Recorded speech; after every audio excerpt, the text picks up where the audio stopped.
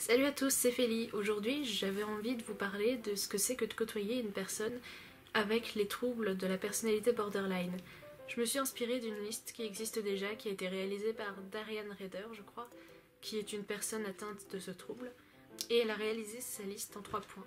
Les choses à comprendre, les choses que vous pouvez faire, et pourquoi côtoyer quelqu'un avec ces troubles-là, c'est pas...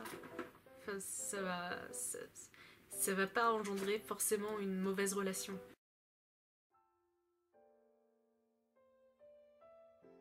Pour commencer, leur caractère et leur humeur changent beaucoup. Et, et en général, ça va pas être de votre faute. Hein, si la personne se met à être en colère d'un coup, c'est généralement pas... Ça va pas forcément être de votre faute.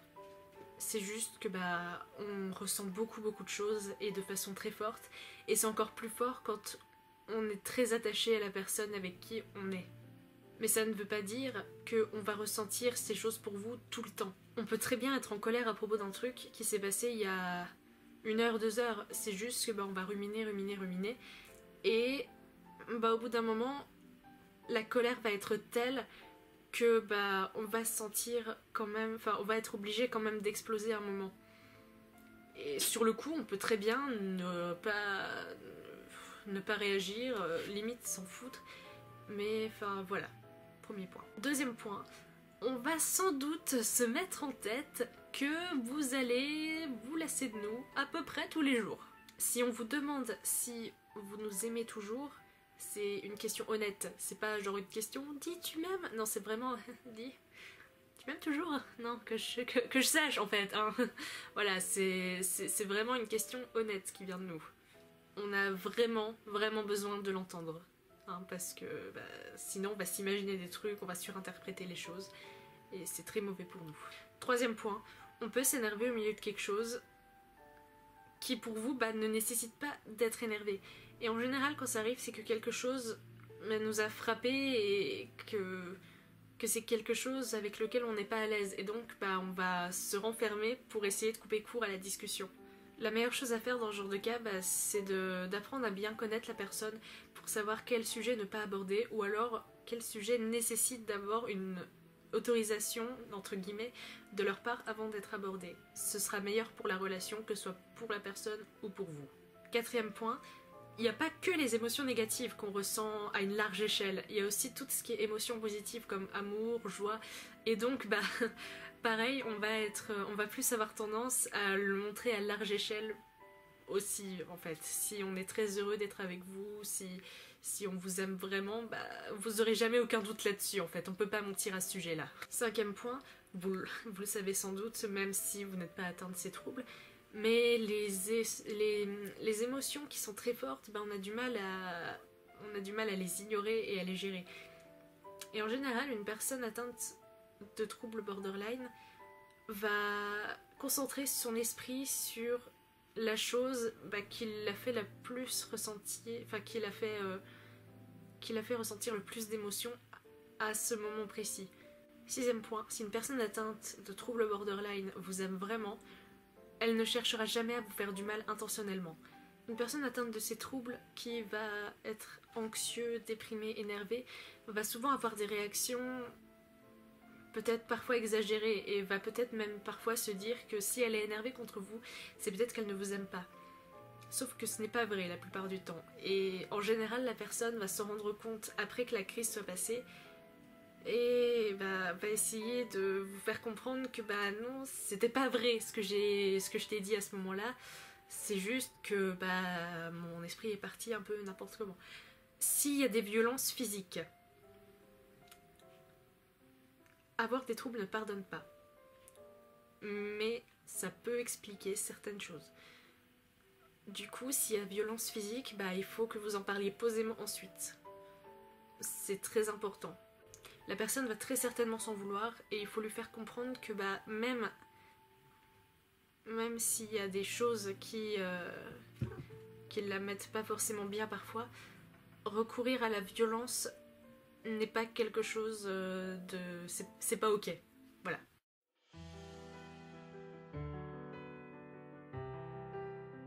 Première chose, validez leurs émotions. Ne les appelez jamais, ne leur dites jamais qu'elles en demandent trop, ne leur dites jamais que c'est des attention wars, des trucs comme ça, même si elles-mêmes le disent. Elles ont besoin de support, et c'est pas leur faute si elles sont comme ça. Deuxième point, ne faites pas de promesses que vous ne pouvez pas tenir. Quand on entend un truc de vous, on va sans doute, en général, si on n'est pas dans un cadre de blague, disons, on va le prendre au pied de la lettre. Donc ne faites vraiment pas de promesses que vous ne pouvez pas tenir. Troisième point, c'est pas grave si à un moment donné, vous avez besoin de prendre une pause parce que s'occuper d'une personne atteinte de troubles borderline peut être assez fatigant. Mais si vous le faites, expliquez-lui bien que c'est juste une pause, que vous n'allez pas partir pour toujours et que vous allez revenir au bout d'un moment. Mais vraiment, il faut bien lui expliquer de façon à ce qu'elle comprenne. Pas que vous lui disiez ouais voilà j'ai besoin d'une pause parce que franchement c'est un petit peu fatigant, du coup voilà. Non, faut vraiment... Faut prendre le temps d'en parler avec la personne. Quatrième point, n'hésitez pas à lui rappeler à quel point vous l'aimez et à quel point vous tenez à elle. Je fais ce qu'il dit. Cinquième point, si elles sont en pleine passe négative, ne les jugez pas sur ce qu'elles ressentent.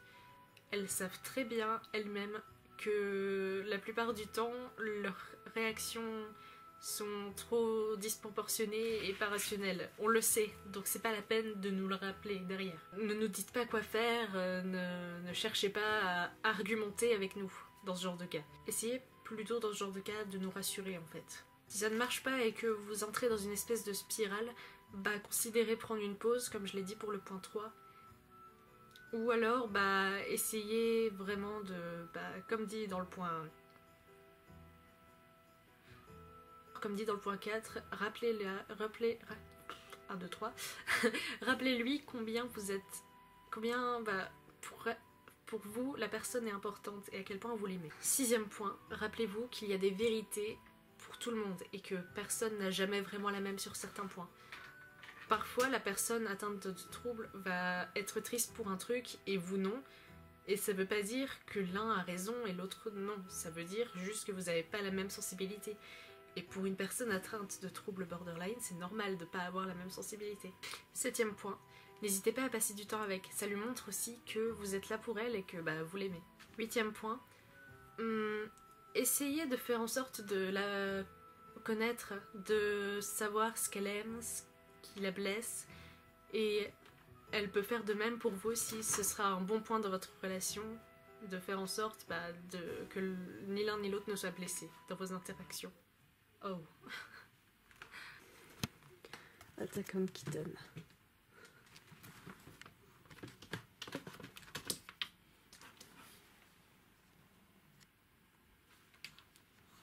Neuvième point, ne prenez pas les choses à cœur. Quand une personne atteinte de ce genre de trouble a un breakdown, souvent elle va dire des trucs qu'elle pense pas vraiment, mais sur le coup ça fait sens pour elle.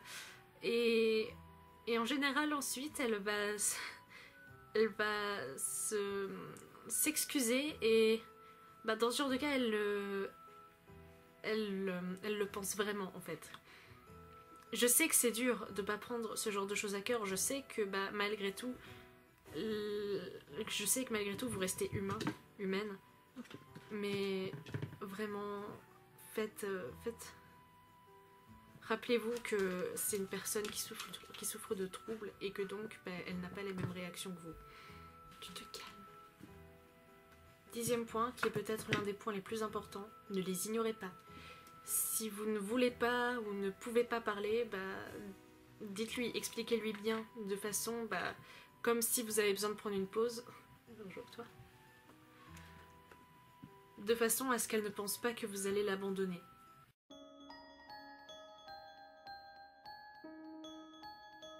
Premier point, le fait qu'elle ressente autant de choses, c'est biologique, dans la plupart du cas, dans la plupart du temps. C'est comme ressentir moins, c'est pas une mauvaise chose, c'est juste quelque chose qui est comme ça au fond d'elle.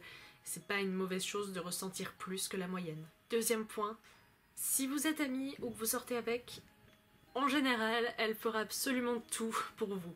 Parce qu'une personne atteinte de trouble borderline a un cœur genre gros comme ça. C'est vraiment pas pour... je sais que j'en suis une et c'est pas du tout pour me vanter, mais vraiment on ferait n'importe quoi pour les personnes qu'on aime. Et si on dit qu'on vous aime, on le pense vraiment.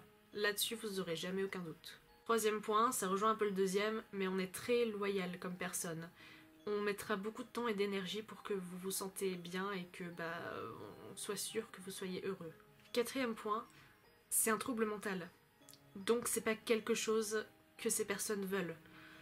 Du coup, rappelez-vous qu'elles n'ont pas ces réactions parce qu'elles veulent l'avoir. C'est juste qu'elles n'y peuvent rien. C'est pour ça qu'en général, quand elles ont des accès de tristesse, de colère ou autre, elles vont dire des choses qu'elles ne pensent pas forcément. N'oubliez jamais ça, gardez-le bien en tête. Cinquième point, tout type de relation a besoin de temps et de travail. N'hésitez pas à communiquer avec la personne, parce qu'en général, c'est la communication qui fait un peu tout dans la relation. Sixième point, ça aide beaucoup les personnes atteintes de troubles de pouvoir avoir des relations amicales ou romantiques, parce que ça les aide à essayer de comprendre et contrôler leurs émotions. Et plus longtemps vous serez avec elles, moins elles auront de mal à gérer leurs émotions par rapport à vous. Bien sûr, il y aura toujours une petite difficulté, mais comparez comment elles sont au début et comment elles sont après un certain temps, vous verrez qu'il y a quand même du changement. Deuxième point, si vous avez... Oui, c'est le septième. Si vous avez besoin de parler, elle sera là pour vous, dans tous les cas. Parce que ça rejoint le fait qu'on soit loyal et qu'on vous aime vraiment beaucoup. C'est que, vraiment, si vous avez besoin de quoi que ce soit, on sera toujours là pour vous. Et on fera toujours en sorte de rendre service comme on peut. Huitième point. Cette fois-ci, c'est bon. Imaginez une personne plutôt qui n'a aucune émotion. Je ne dis pas que ce sont des mauvaises personnes, mais ce serait beaucoup plus compliqué pour vous de savoir ce à quoi elles pensent et ce qu'elles peuvent ressentir. Alors que là, vu que c'est des émotions qui sont amplifiées, c'est beaucoup plus facile de s'en rendre compte. Neuvième point, si elles vous côtoient, c'est qu'elles en ont envie. C'est qu'elles se soucient beaucoup de vous. Gardez ça en tête quand elles ont une passe basse. Et dixième point, ça reste une relation, amicale ou romantique. Donc, le but, c'est que vous vous entendiez bien. Le but, c'est qu'il y ait des challenges et que vous les surmontiez ensemble. Comme tout type de relation, il y aura toujours des obstacles. Mais même si la personne n'avait pas ces troubles-là, vous auriez des obstacles à franchir. Donc voilà, c'est une relation comme les autres au final. Il faut juste prendre un peu plus soin de la personne et savoir gérer vos limites et ses limites. Voilà, c'est tout ce que j'avais à dire sur ce point-là. Du coup, n'hésitez pas à me dire si j'ai oublié des trucs, s'il y a des conseils que vous appliquez si vous avez des relations amicales ou romantiques avec des personnes atteintes de troubles borderline. N'hésitez pas à me proposer des idées de vidéos dans les commentaires, à me dire si ça vous a plu, voilà. Du coup, c'est tout pour cette vidéo. Et prenez bien soin de vous. Et passez de bonnes fêtes de fin d'année. Je vous aime.